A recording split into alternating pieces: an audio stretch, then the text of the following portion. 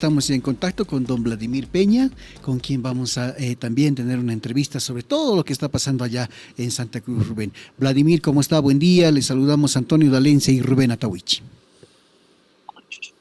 Muy buenos días, Antonio, Rubén. Un gusto saludarlo pese a todas las circunstancias complicadas que vivimos en Santa Cruz y en el país en su conjunto. Vladimir, buen día. ¿Cómo está Santa Cruz? ¿Qué ambiente existe en este momento en la ciudad y también en el área rural? Es una situación compleja de incertidumbre, creo de desazón por todo lo que ha pasado el fin de semana. El paro en la ciudad es contundente, sobre todo en el centro hasta el Cuarto Anillo. En las ciudadelas populares, como llamábamos, Plan 3000, Villa Primero de Mayo, Pampa de la Isla, un poco menos, pero independientemente de la vocación que tiene el pueblo cruceño, que considera justas sus reivindicaciones cívicas, en este caso, a tener un censo oportuno y en un plazo razonable, lo que ha marcado el fin de semana, el inicio del paro, son dos cuestiones que dejan con una enorme preocupación al conjunto de la sociedad, independientemente de dónde se sitúe. El hecho de violencia que ha terminado con muerte en Puerto Quijarro, que eso mancha, tiñe todo, y otros hechos de violencia que se han suscitado inclusive con periodistas, independientemente del bando o la posición que defienda, creo que la violencia no es el camino para solucionar las controversias. Y segundo, el fracaso del diálogo, ¿no? Que la gente ha visto con desánimo que primero se podían haber sentado antes y evitar las muertes y la violencia y este daño que se está haciendo al conjunto de la sociedad cruceña, y no ha habido voluntad para aquello. Y segundo, cuando se sientan a conversar, se ve muy poca voluntad a encontrar soluciones, sino más bien a reforzar sus puntos de vista de cada uno y hablarle a las tribunas más radicales de cada una de las partes en contienda. Vladimir, usted cruceño, usted que siempre ha defendido con una vocación muy particular el interés que tiene como departamento Santa Cruz, ¿se siente representado en estas reuniones por Luis Fernando Camacho? Mire, yo lo he dicho aquí creo la primera vez con ustedes en este mismo programa.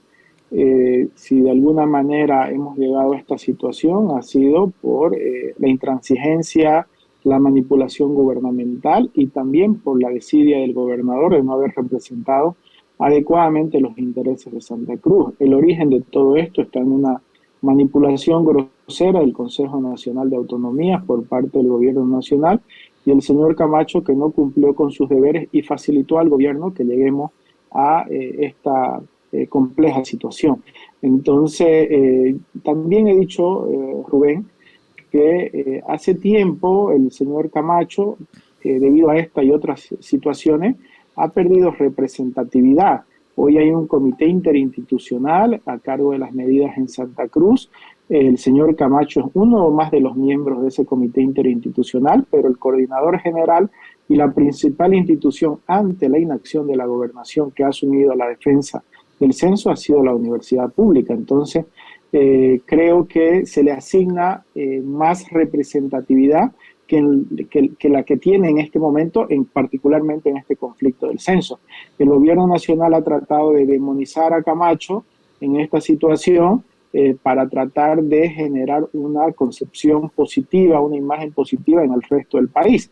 Pero eso de alguna manera también le ha favorecido a Camacho, que insisto, no ha cumplido con sus deberes y más bien es parte del problema y como hemos visto el sábado tampoco quiere ser parte de la solución. Vladimir, ¿cómo está? Antonio le saluda otra vez.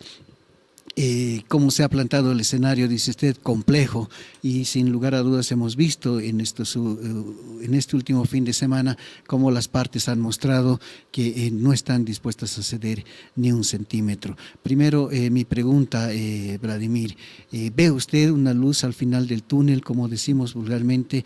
Y segundo, ¿no cree que ahora quien más o menos ha tomado las riendas de todo esto, sobre todo de lo ocurrido anoche, desde anoche, allá en el Cristo Redentor, no es otra vez Luis Fernando Camacho?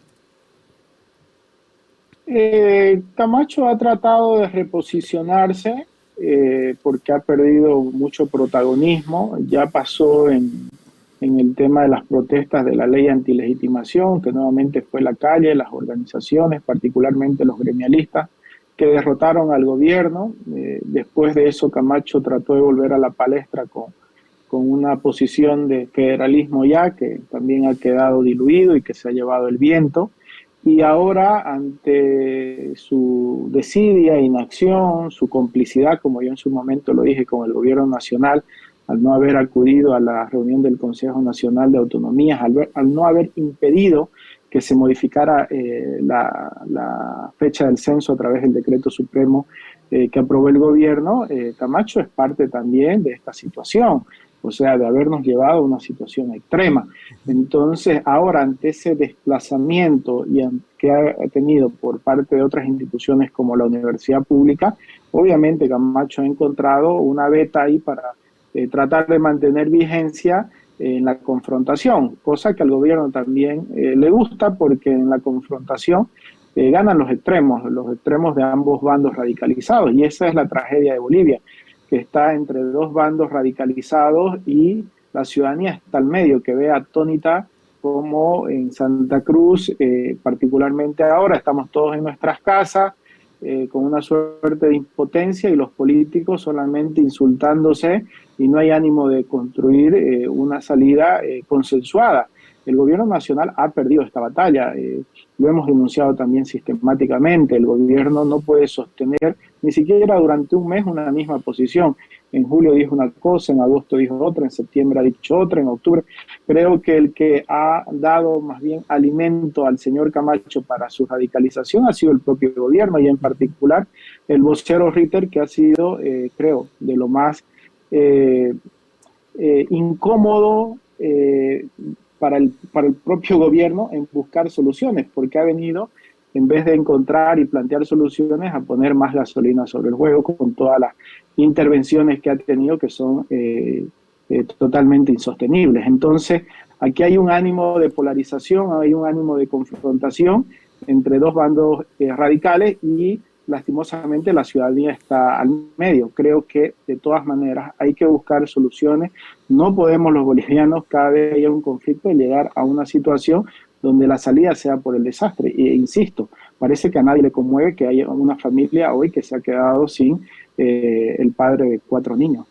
Ahora, cierto, ha sido, como usted dice, ese incidente, ese hecho de sangre, el que ha manchado un poco la movilización, que se decía que iba a ser pacífica. ¿Cómo entiende esto?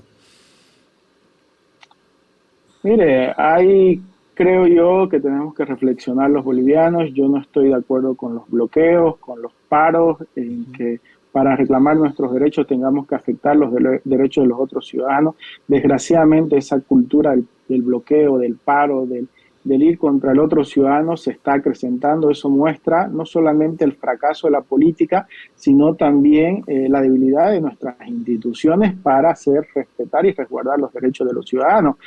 Tenemos el derecho a protestar, sí, pero nadie tiene el derecho de menoscabar los derechos de los otros ciudadanos. Entonces estamos ante una fragilidad, y creo que el censo inclusive ya está pasando a un segundo plano cuando vemos todas estas situaciones de violencia, cuando vemos estas situaciones de intransigencia, de incapacidad de encontrar acuerdos de un lado y del otro. Entonces acá lo que falta es una generación política que trabaje para el reencuentro de los bolivianos y acabar con esta confrontación de líderes que solamente nos han llevado a profundizar ni siquiera solo las diferencias, sino también a enfrentarnos entre bolivianos. Ha sido un hecho lamentable, ojalá no quede en la impunidad, ojalá se castigue, y que tampoco esto sirva para tomar ventaja política en esta situación y se empiece a perseguir a ciudadanos inocentes. Entonces, cuando hay un descrédito tan grande en las instituciones de nuestra democracia, los ciudadanos dicen, ¿a quién le creemos?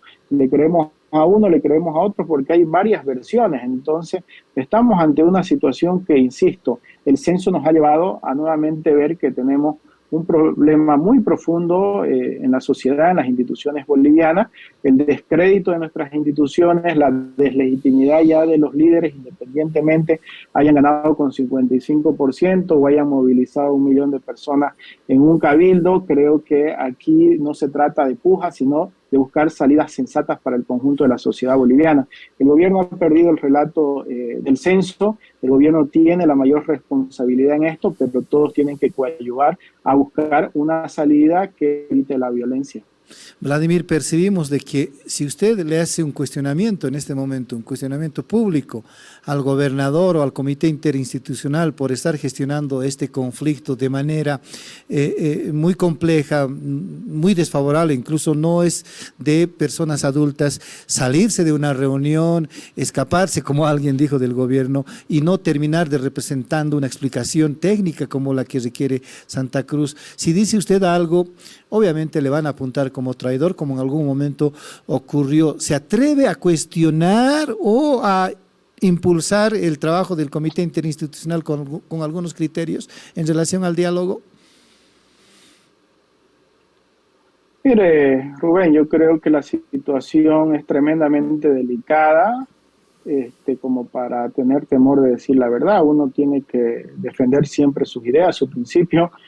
Ustedes saben, yo me he ido del partido que milité durante una década por defender mis ideas, y a mí no me preocupa que me señalen con el dedo o me digan una u otra cosa cuando se trata de defender las ideas que uno tiene. En este caso, también lamento muchísimo que volvamos a esta situación de bando. Si no estás aquí, estás al frente, o viceversa. Estamos ante una política sin sentido, descabezada, donde parecemos tribus, que estás en mi tribu o estás en la tribu adversaria. Yo creo que la política no va de eso, la política va de sensatez, va de buscar soluciones para el país, no es una constante puja, no es una constante medición de fuerza sin importar las consecuencias. El país necesita políticos responsables, necesita autoridades que miren por encima de su propio interés particular, sectario, o cualquier situación ajena al interés colectivo, y que pongan el interés común de los ciudadanos por encima de aquello. Lo he dicho claramente sobre el tema del comité interinstitucional. Ustedes conocen mi posición contra el señor Camacho. Creo que la gente a casi 2 años de mandato ya ha visto que es incompetente para gestionar, lo único que sabe es confrontar, pero en esta situación hay que decirlo claramente, el que tiene la mayor responsabilidad es el gobierno nacional. En una anterior conversación que tuvimos aquí hace 3 semanas atrás, cuando se dio el cabildo, manifesté que la gente iba a salir, independientemente sean 200.000, que es muchísima gente, 1 millón o más de personas. La causa de el censo como causa de Santa Cruz sigue siendo aglutinadora. Y ahora me atrevo a decir, con estas medidas que se han hecho, con la torpeza del gobierno nacional, inclusive está empezando a contagiar al resto del país. Pura torpeza gubernamental que hace que una causa empiece a crecer porque ha perdido el libreto el gobierno. Entonces, en el comité interinstitucional se ven 2 facciones nítidamente. Aquí en Santa Cruz, por lo menos, eso se puede corroborar en un par de entrevistas que uno analice. Por una parte está el rector de la universidad con una posición más moderada, más sensata, más serena, y por otra está el señor Camacho, que va hacia la radicalización de las medidas con un interés más personal que institucional o colectivo de la sociedad cruceña. Vladimir, ahora, ¿en qué cree usted, y apelo a lo bien que conoce Santa Cruz, en qué cree que puede terminar esto? ¿Cuánto tiempo Santa Cruz puede aguantar un paro, por ejemplo? ¿Y cuál sería la salida? Al final, en algún momento esto tiene que terminar. ¿Cómo ve usted esto, Vladimir? Decía que una de las situaciones que hoy se vive en Santa Cruz es de incertidumbre, ¿no? Por toda el entramado que ha habido durante todos estos días. De todas maneras, el diálogo siempre es el mecanismo de solucionar los problemas en democracia. Qué pena que tengamos que llegar a esta situación para que se dé el diálogo. No debimos nunca llegar a esta situación para instalar un diálogo. Ahora bien, creo que los que impulsan el paro indefinido a cualquier costo se equivocan. La gente mayoritariamente en Santa Cruz apoya el censo 2023.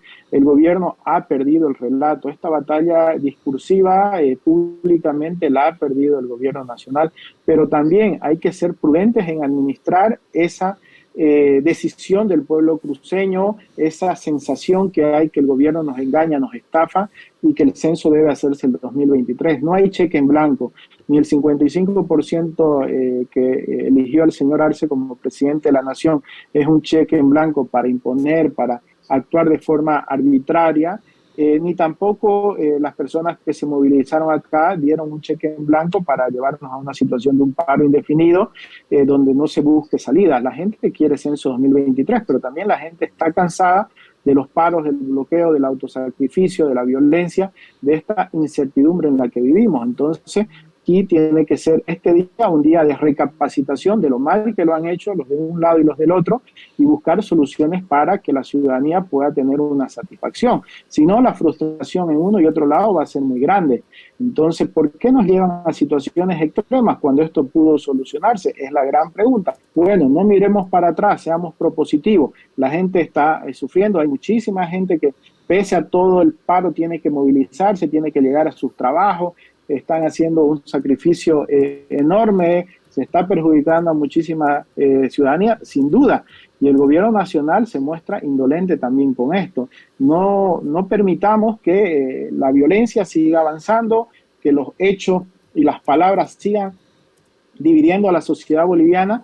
Insisto, tenemos que encontrar líderes que unan al país y no simplemente vean sus intereses y en esto sigan profundizando las divisiones porque ahí tienen un pequeño beneficio electoral. Creo que ha llegado el momento de decir basta, independientemente si a uno lo miren con un ojo de cristal o con otro, creo que hay que decir lo que uno piensa y en este caso el gobierno tiene la responsabilidad mayor de encontrar una salida porque ha incumplido un mandato constitucional, ha sido el que ha causado este problema y las otras partes también tienen que administrar una decisión del pueblo cruceño de manera sensata sin llegar a posiciones extremas y radicales donde la ciudadanía termine pagando el costo de toda esta manifestación. Perfecto, Vladimir, como siempre, un interesante charlar con usted. Se nos ha terminado el tiempo, desafortunadamente. Le vamos a agradecer muchísimo y pues será hasta una próxima oportunidad, Vladimir. Muchísimas gracias a ustedes y esperemos que el gobierno, las autoridades del Comité Interinstitucional puedan restablecer el diálogo el día de hoy, dar certidumbre al país, encontrar una salida sensata y que el censo de población y vivienda se haga lo más pronto posible, como se ha planteado el 2023, porque es factible técnicamente, eso también ha quedado en evidencia el fin de semana, y que la ciudadanía pueda respirar con mayor tranquilidad. Creo que el país no se merece lo que hoy le están dando los políticos. Muchísimas gracias. Abrazos, Vladimir, hasta Santa Cruz.